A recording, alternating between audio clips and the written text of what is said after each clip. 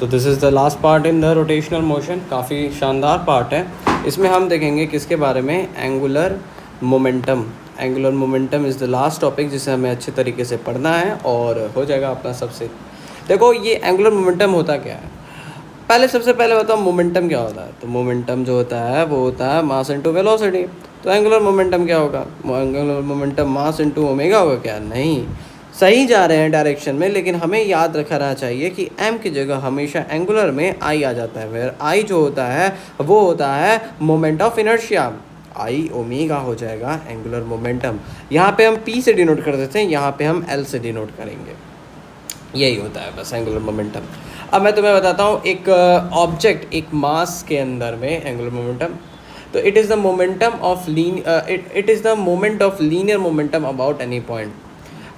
देखो जैसे यहाँ पे एक ये मेरा एक ऑब्जेक्ट आया, ये हो गया इसका ये हो गया इसका सेंटर ऑफ मास। यहाँ पे मान लो कुछ v वेलोसिटी से ये चल रहा है, या फिर p है इसका मोमेंटम, p है इसका मोमेंटम, और यहाँ पे p है इसका मोमेंटम। यहाँ से मैंने घुमाने की कोशिश की है, तो ये डिस्टेंस जो है, क्या ये डिस्टेंस यहाँ पे भी p ही है, तो सेंटर पे p है, तो ये सेंटर से ये मान लो सेंटर पे है तो इसको o कह रहा हूँ, तो ये तुम्हारा ये r हो जाएगा, r vector which is equals to co vector, और ये जो हो जाएगा ये तुम्हारा हो जाएगा p into r sine theta.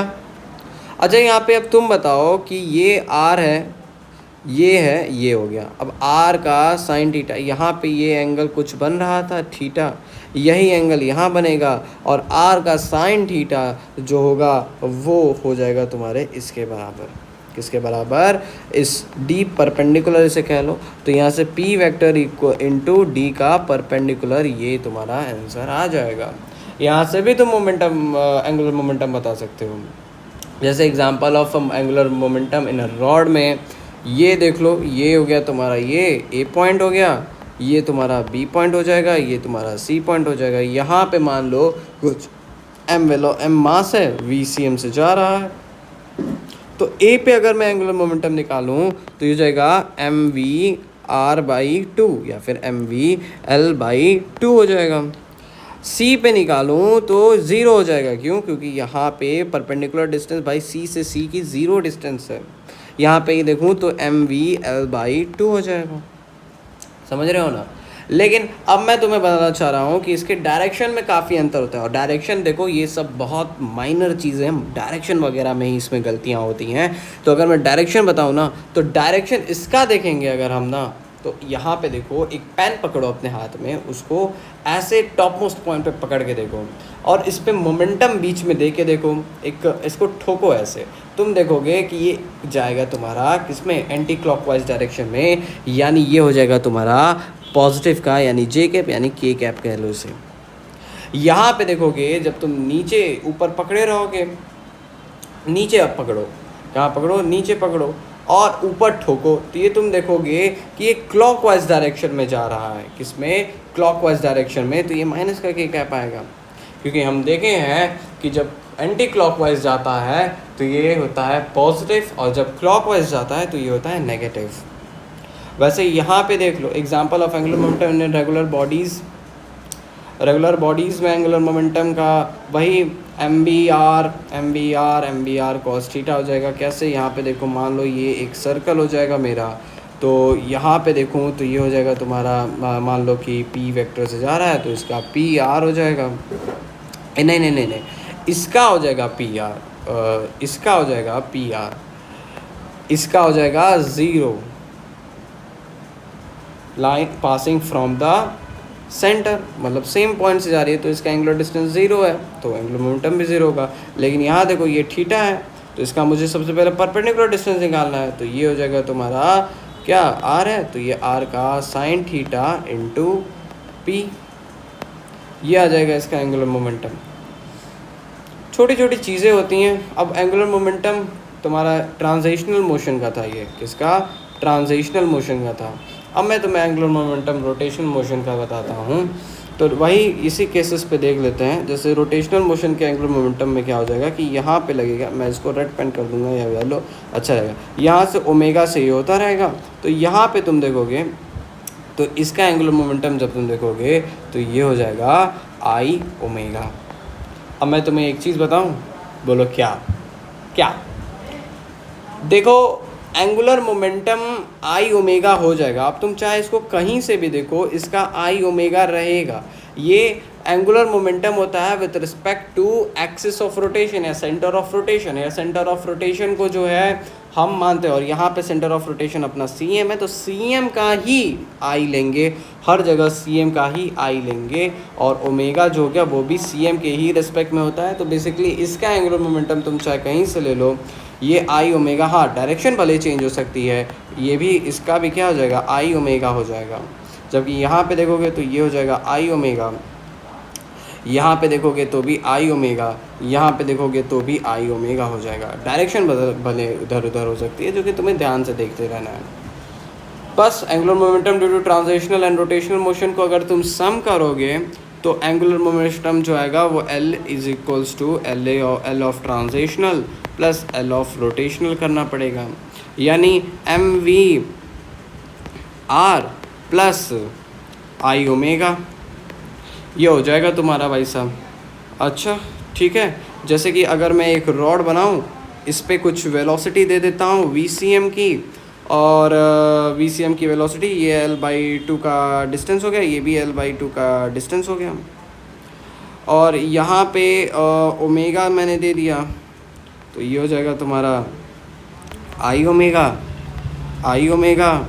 लेकिन यहाँ पे तुम्हारा कुछ प्लस करोगे, क्या करोगे, MV/2, यहाँ पे कुछ और ऐड करोगे, मान लो कुछ, ये मान लो तुम L/4 हाइट है, तो MV/4, यहाँ पे VCM प्लस 0 हो जाएगा, क्योंकि ये एक्सिस ऑफ रोटेशन के परपेंडिकुलर डिस्टेंस 0 है। यहाँ पे देखोगे तो आई ओमेगा प्लस MV/2 हो जाएगा। तो बस यही मैं बताना चाहता हूँ कि अलग अलग पॉइंट के लिए अलग अलग ट्रांजिशनल एंगुलर मोमेंटम, जबकि रोटेशनल एंगुलर मोमेंटम सेम हो जाएगा। Angular momentum in rolling motion, ये भी कुछ नहीं है भाई साहब, तुम्हारा ऐसे ही है, दोनों का सम। लीनियर इम्पल्स, जैसे कि अब एक ज़रा मैं एक एग्ज़ाम्पल बता देता हूँ जो कि होता है, ये देखो इसमें बहुत तगड़ा एग्ज़ाम्पल है। जैसे यहाँ से ये हो गया तुम्हारा ये सेंटर, ये हो जाएगा तुम्हारा डिस्टेंस, मान लो यहाँ पे A, ये हो जाएगा तुम्हारा डिस्टेंस यहाँ पे B, यहाँ पे V, यहाँ पे BV, और यहाँ पे ये हो जाएगा ओमेगा। तो अगर मैं देखो पॉइंट्स ले लूँ, जैसे कि यहाँ पे 1, यहाँ पे 2, यहाँ पे 3, यहाँ पे 4, यहाँ पे 5, यहाँ पे 6, तो अगर मेरे को आई के रेस्पेक्ट में देखना है तो सबसे पहले इस आई के रेस्पेक्ट में केवल आई ओमेगा, क्योंकि ट्रांजिशनल वाला 0 हो जाएगा, क्योंकि इसी के अबाउट VCM है या फिर MVM है कि नहीं, बिल्कुल। वहीं अगर मैं बोलूँ इसके रेस्पेक्ट में कितना हो जाएगा, तो ये हो जाएगा MVR प्लस आई ओमेगा, इसके रेस्पेक्ट में MVR प्लस आई ओमेगा। हाँ भले मैं कह सकता हूँ कि डायरेक्शन वगैरह में अलग अलग होंगी, तो डायरेक्शन वगैरह को तुम्हें स्पेसिफिकली देखना पड़ेगा कि कहाँ का डायरेक्शन किधर जाएगा, तो ये डायरेक्शन बहुत इंपॉर्टेंट है तुम्हारे लिए। अच्छा फिर यहाँ पे देखोगे तो यहाँ जाएगा सॉरी यहाँ पे देखोगे तो यहाँ पे भी हो जाएगा तुम्हारा MVR नहीं होगा, ये 0 हो जाएगा, तो ये हो जाएगा केवल आई ओमेगा यहाँ पे। अच्छा अगर मैं 6th पॉइंट से देखूँ तो परपेंडिकुलर डिस्टेंस कितनी की है, A की है, तो ये हो जाएगा MVA होगा, हाँ MVA होगा कि नहीं,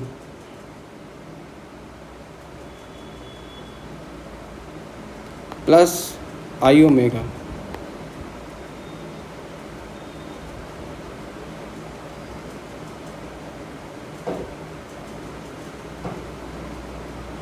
सिक्स्थ पॉइंट का अगर मैं देखूं तो एक सेकेंड,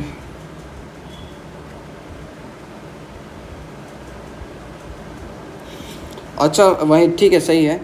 फिफ्थ वहीं अगर मैं इसका देखूं 5th पॉइंट का, तो 0 हो जाएगा, वो जबकि आई ओमेगा केवल बचेगा एल एफ का। हाँ ठीक है। अच्छा ओ पॉइंट का देखूँ, एल ओ का देखूँ तो ये हो जाएगा मेरा कितना, ए की दूरी पे है तो हाँ, तो वो 5th पॉइंट का ही था, M V A plus I omega. चलो अब ये हो गया। अच्छा यहाँ पे लीनियर इम्पल्स पता था क्या होता था, डेल्टा पी या फिर F external into delta T, या फिर ये होता था पी फाइनल माइनस का पी इनिशियल होता था, है ना। बिल्कुल ये लीनियर मोमेंटम कंजर्वेशन था।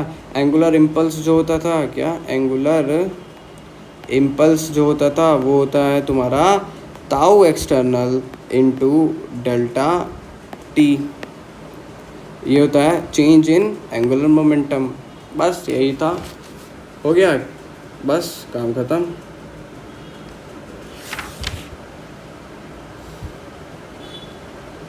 अब क्वेश्चन एक है कि keeping the mass of earth constant if its radius is half then the duration of earth will be.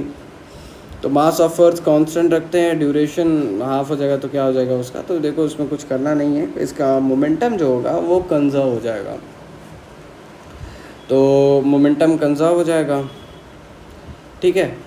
तो चलो मोमेंटम कंजर्व करते हैं। तो यहाँ I omega is equals to I dash omega dash होना चाहिए, बिल्कुल।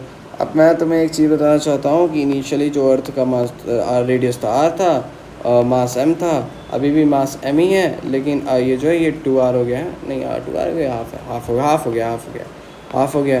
तो ओमेगा की वैल्यू बढ़ेगी, ड्यूरेशन ऑफ डेट कम होगा, ठीक है।